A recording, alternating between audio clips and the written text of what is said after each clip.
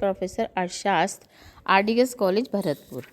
मैंने पिछली वीडियो में फिशर सिद्धांत की मुद्रा के परिमाण सिद्धांत में फिशर सिद्धांत की व्याख्या की थी और उसमें उसका अर्थ, परिभाषाएं, इक्वेशन और मान्यताओं को बताया था। अब हम पढ़ेंगे फिशर सिद्धांत की आलोचनाएं। फिशर सिद्धांत की आलोचनाओं में सबसे पहली आलोचना है अवास्तविक मान्यताएं। यानी फिशर ने अवास्तविक मान्यताओं को लिया है, जैसे मूल्य निष्क्रिय घटक नहीं है। यानी कि उन्होंने माना है कि मूल्य स्तर एक निष्क्रिय घटक है, जबकि मूल्य स्तर निष्क्रिय घटक नहीं है। बढ़ते मूल्यों में व्यापार बढ़ता है, मुद्रा का चलन वेग बढ़ जाता है, साख मुद्रा का प्रसार भी होता है। इस प्रकार मूल्य स्तर एक सक्रिय घटक है। मूल्य स्तर ही अर्थव्यवस्था को आगे बढ़ाता है और मूल्य स्तर को हम निष्क्रिय घटक नहीं मान सकते। व्यापार की मात्रा अल्पकाल में परिवर्तनशील होती है। फिशर ने माना था कि अल्पकाल में व्यापार की मात्रा स्थिर है, जबकि व्यापार का विस्तार होता है। जैसे जैसे मुद्रा में वृद्धि होती है तो हम वस्तुओं सेवाओं की डिमांड ज़्यादा बढ़ती है और व्यापार का विस्तार भी होता है। इसलिए चलन वेग और मुद्रा की मात्रा में संबंध यानी टीवी, टीपी, टीएम में स्थिरता मानना भी अव्यवहारिक और त्रुटिपूर्ण है। वास्तविक मुद्रा और साख मुद्रा की चलन गति भी स्थिर नहीं रहती। फिशर ने माना कि मुद्रा की चलन गति स्थिर रहती है, वास्तविक मुद्रा और साख मुद्रा की चलन गति स्थिर नहीं रहती।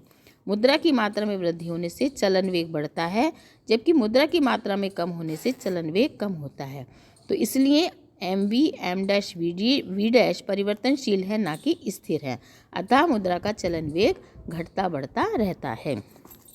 साख मुद्रा और वैधानिक मुद्रा में निश्चित अनुपात स्थिर नहीं रहता। यानी M और M' में एक निश्चित तथा अपरिवर्तनशील संबंध मानना अवास्तविक है। पूर्ण रोजगार की सामान्य स्थिति अवास्तविक है। फिशर के अनुसार पूर्ण रोजगार एक वास्तविक स्थिति है। पूर्ण रोजगार की सामान्य स्थिति अवास्तविक है, यानी पूर्ण रोजगार की स्थिति नहीं होती। पूर्ण रोजगार बिंदु से पूर्व मुद्रा की मात्रा में परिवर्तन वस्तुओं और सेवाओं की मात्रा में वृद्धि करता है और रोजगार बढ़ाता है। व्यापार चक्रों का स्पष्टीकरण स्पष्ट नहीं है। फिशर का मुद्रा परिमाण सिद्धांत व्यापार के मूल्यों के उतार चढ़ाव की व्याख्या नहीं करता। मंदी के समय मुद्रा की मात्रा में वृद्धि के बावजूद मूल्य स्तर नहीं बढ़ता और तेजी काल में मुद्रा और साख मुद्रा की मात्रा में कमी के होने के बावजूद मूल्यों में उत्तरोत्तर वृद्धि होती है। यह सिद्धांत केवल दीर्घकालीन मूल्य परिवर्तन की व्याख्या करता है। व्यापार चक्रों में मूल्यों के उतार चढ़ाव की व्याख्या करने में यह असमर्थ है। समीकरण में असंगति, यानी M का संबंध समय बिंदु से है, जबकि चलन वेग का संबंध समय अवधि से है। यानी जो M का संबंध है वो पॉइंट ऑफ टाइम से है, और जबकि चलन वेग का संबंध पीरियड ऑफ टाइम से। यानी पॉइंट ऑफ टाइम एक समय निश्चित बिंदु, और टाइम पीरियड जैसे कुछ समय, 1 साल, 2 साल, 6 महीने, 4 महीने। अतः MV और M', V' के अतुलनीय घटकों का परस्पर गुणा करना असंगत है। यानी M' और V' और MV की हम जो गुणा है किया है फिशर ने, वो भी असंगत है। मूल्य स्तर में परिवर्तन की प्रक्रिया स्पष्ट नहीं है। यानी जब मुद्रा की मात्रा में परिवर्तन, सबसे पहले ब्याज दर में परिवर्तन होता है, तो विनियोग की मात्रा में परिवर्तन होता है। विनियोग की मात्रा में परिवर्तन होने से रोजगार में परिवर्तन होता है, आय में परिवर्तन होता है, उत्पत्ति में परिवर्तन होता है, उत्पादन व्यय में परिवर्तन होता है, कीमत स्तर में परिवर्तन होता है। इस प्रकार प्रभाव अप्रत्यक्ष है तथा प्रक्रिया लंबी है। जो हेयक, हार्ट्रे, क्राउथर और कीन्स ने इसी कारण से इस सिद्धांत की आलोचना की है। यानी मुद्रा परिमाण सिद्धांत मुद्रा की मात्रा में होने वाले परिवर्तन से मूल्य में किस प्रकार परिवर्तन होता है, इस प्रक्रिया को स्पष्ट नहीं करता है। समीकरण में विभिन्न घटकों की परस्पर आश्रितता की अवहेलना। मुद्रा परिमाण सिद्धांत में मूल्य स्तर को प्रभावित करने वाले तत्व जो MB, M', V', P, T को एक दूसरे से स्वतंत्र घटक माना है, जबकि ये एक दूसरे पर निर्भर करते हैं। एक में परिवर्तन होने से दूसरे में परिवर्तन अवश्य होता है। यानी जैसे कौन सा घटक कितना प्रभावशाली है, इसकी भी इन्होंने व्याख्या नहीं की है। तो इसलिए कीमत स्तर के परिणाम न मानकर घटकों की परस्पर निर्भरता को इन्होंने भुला दिया है। समय अंतर की उपेक्षा यानी टाइम समय, इस सिद्धांत में परिवर्तन से कुछ समय लगता है। यानी कि अगर कीमत स्तर बढ़ता है तो उसके बाद वस्तुओं सेवाओं के उत्पादन में, उसके बाद मुद्रा के मूल्य में, इन सब में समय लगता है। मुद्रा मूल्य और वस्तुओं के संबंध में समय अंतर और समय विलंब की इन्होंने उपेक्षा की है। यह सिद्धांत एक पक्षीय है।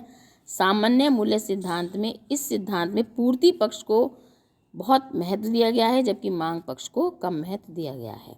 यह सिद्धांत मूल्य के सामान्य सिद्धांत से विचलन है, क्योंकि मुद्रा का मूल्य भी अन्य वस्तुओं के समान मुद्रा की मांग और पूर्ति की सापेक्ष शक्तियों के सामंजस्य से निर्धारित होता है, पूर्ति से नहीं होता है। यह सिद्धांत दीर्घकालिक सिद्धांत है, जबकि कीन्स कहते हैं कि दीर्घकाल में तो हम मर जाएंगे। तो ये अल्पकालीन सिद्धांत नहीं है। अमौद्रिक तत्वों की अवहेलना यानी कीमत स्तर को केवल मौद्रिक तत्व ही नहीं, अमौद्रिक तत्व भी प्रभावित करते हैं। स्वयं फिशर ने ही स्वीकार किया है कि मानवीय आवश्यकताओं के विविधीकरण, उद्योग के विस्तार, यातायात सुविधाएं के विस्तार के कारण व्यवसाय में वृद्धि होती है। बहुत सारी अन्य बातें भी होती हैं जो अमौद्रिक तत्व से कीमत स्तर प्रभावित होता है। मुद्रा के आयात, उनकी ढुलाई, मुद्रा पदार्थ के खनन, बैंक नोटों के निर्गमन, बैंकिंग प्रणाली के स्तर आदि से भी मूल्य स्तर प्रभावित होता है।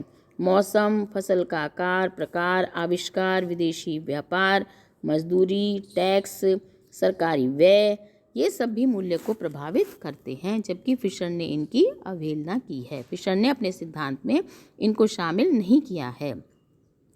विभिन्न वस्तुओं के सापेक्षित मूल्य के ढांचे में परिवर्तन।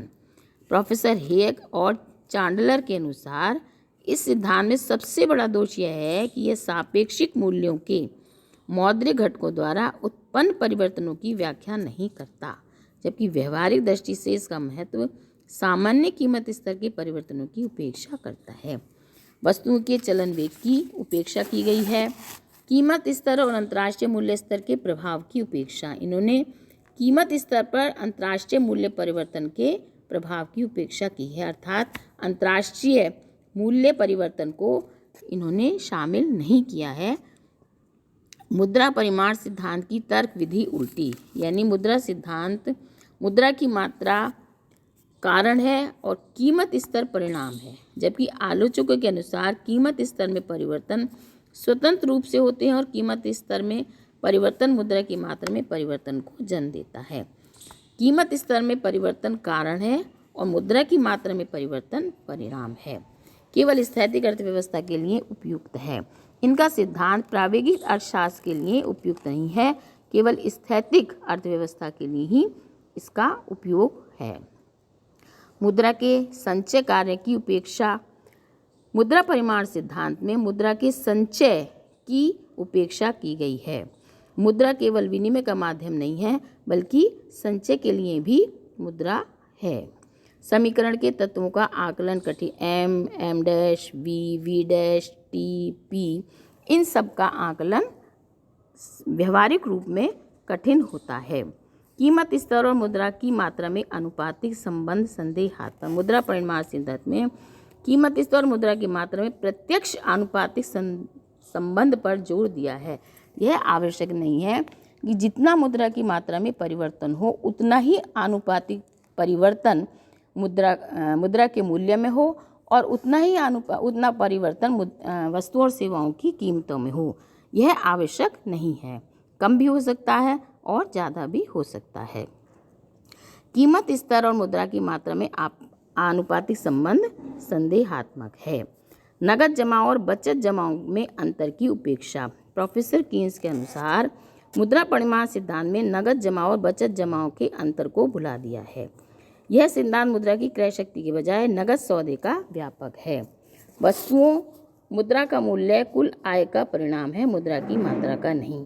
प्रोफेसर क्राउथर के अनुसार मुद्रा का मूल्य वास्तव में आय की जोड़ का परिणाम है, ना कि मुद्रा की मात्रा का।